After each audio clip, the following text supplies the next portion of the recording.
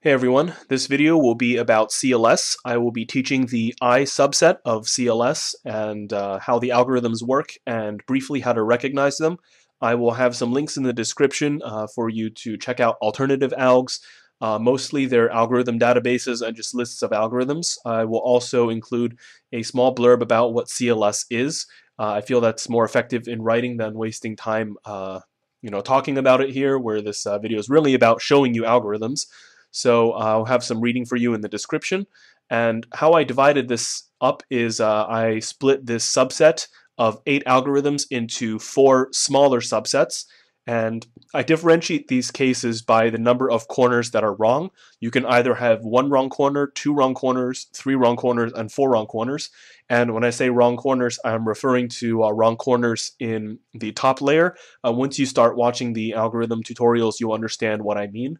And so that's how it's going to be divided up, and that's generally how I recognize the cases anyway, so it worked out perfectly. So let's get to the algorithms and let's check out the 1 wrong case. Alright, so this is the only case when you have 1 misoriented corner. So if you see this, which means that you're dealing with the I set, and you see 1 wrong corner, it's automatically going to be this.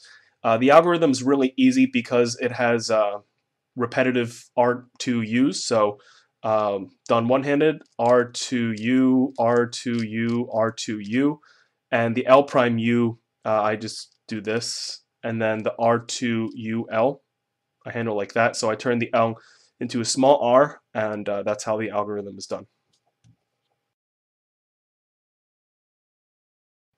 Alright, so when you're dealing with 2 misoriented corners, you get 2 different possibilities. They are very easy to tell apart because this one has the misoriented corners adjacent, so they're next to each other, and this one has them diagonal, so they're not next to each other.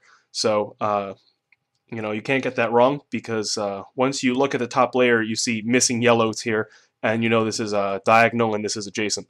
So to deal with the adjacent one first, you put the wrong corners to the left, and you do this algorithm. And how this works, I'll set it up again, is you do the R2, U2, and then R prime, U prime, R U prime, and then you insert this pair like that. And so once you get up to the point, you can just, omit the last 3 moves in your memory and just see that you insert the pair. A lot of these end up to be just pair insertions. You do some setup move and then you reinsert the pair, and that does the OLL.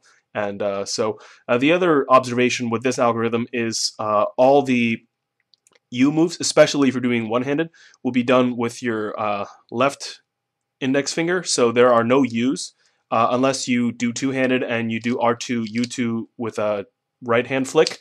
You will never actually use your right index finger in this algorithm because they're all either U primes or U2s, so R2, U2, yeah. So that's one observation. It makes confusing U prime and U less of an issue here. And for this one, this is the opposite, or diagonal. It works like this. RU2, R prime U2, RU2, and then you solve the slot or close the slot, and then you insert the pair.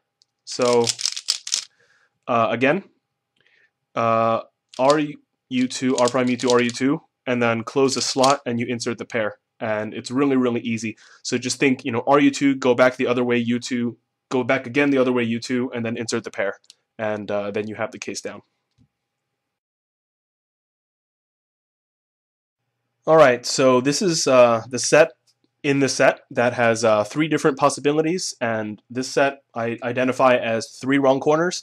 And so how this works is you have these 3 cases, and they're easily distinguishable, starting with this one first. This one has 2 corners pointing this way and a corner pointing out, so you can say that these point opposite. And this is the only case among these 3 at least that have the corners pointing completely opposite of one another. This one has nothing opposite, so like this one's pointing this way and these 2 are pointing out, and so there's nothing opposite. and this one there's one opposite.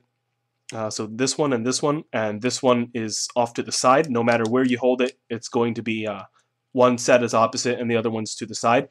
So that's how I do it. And obviously, when you look at a case, say this one for example, you can pretty much make an educated guess that these two pieces are yellow because once you see this and you notice that nothing is really yellow here, it's pretty clear that these are yellow, and the same kind of reasoning works for these. Once you see these two and you notice that nothing is really yellow here, it's a pretty clear guess. It's actually not even a guess because it's very sure that this is yellow.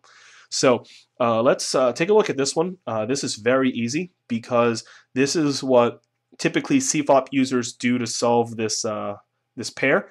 Just it happens to do OLL at the same time if you position your corners exactly like this.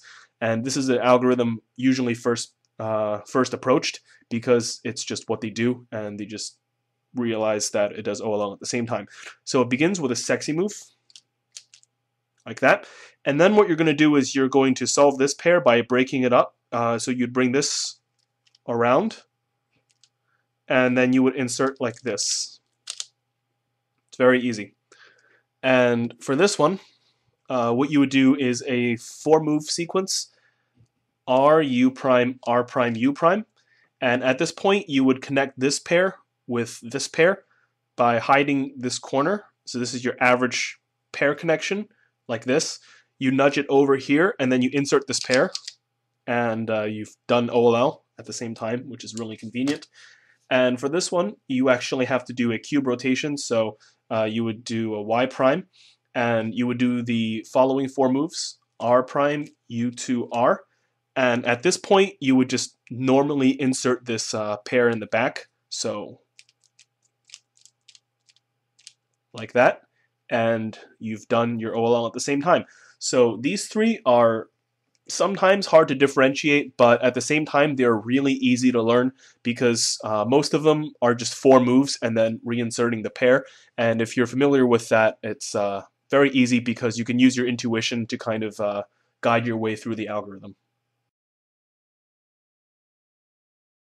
This last set has all 4 corners misoriented, and they're very easy to tell apart because this one, no matter how you AUF it, this pattern is going to be the same. It's actually very visually pleasing, to just AUF endlessly and have all the corners just stay put in terms of orientation. Whereas this one is not, because you have these 2 corners like this. So if you see a pair of corners like this, it's obviously this case. And if you notice that you can't really change the orientation of the corners, then you have this case. So let's do this easy case first. So what you do is RU2, R prime U2, and then the sexy move. And then you do, again, RU2, R prime U2, and then you insert this pair. And then you're done. This one is just a repetition of 4 moves. It's RU prime, R prime, U2, and then again, and then again, and then insert the pair. And then you're done.